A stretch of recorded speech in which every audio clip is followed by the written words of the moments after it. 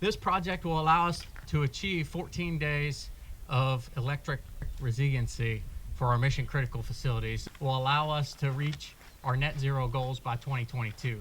Although we're an Army Reserve installation, we see a lot of activity from the active Army, the Navy, the Special Warfare Group, and it's critical that we're able to continue to provide this platform, regardless of condition, to all those units that train here. We're really starting to pick up some momentum here towards achieving our goals, and I think that's why we've been nominated to conduct a virtual tour with the White House. And I look forward to highlighting this project among the many others that we're currently working on. I think it's going to be at the tip of the spear in terms of energy resilience initiatives that the DoD and the Department of Army are working to achieve. So now we start construction of this innovative, fully integrated microgrid system. So this system is going to provide contingency electric power to the installation in the event of power outages and even persistent grid instability. All right.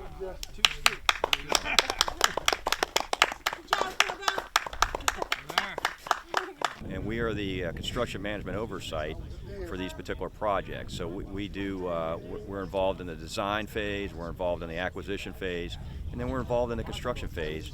And we partner with not only the Fort Hunter Liggett Garrison, but also the contractors that'll be doing the project, and then making sure we get a safe project, but also a quality project. Electric net zero means that we'll produce as much electricity on post in a year as we will consume.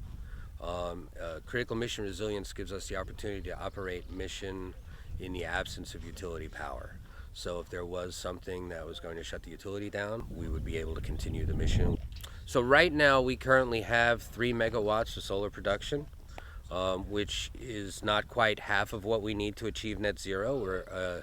With this project, we're receiving an additional 3.75 megawatts of solar generation. We're also going to receive a 2.5 megawatt, 5 megawatt hour battery storage facility, which will allow us to continue operations overnight when the sun is not producing electricity.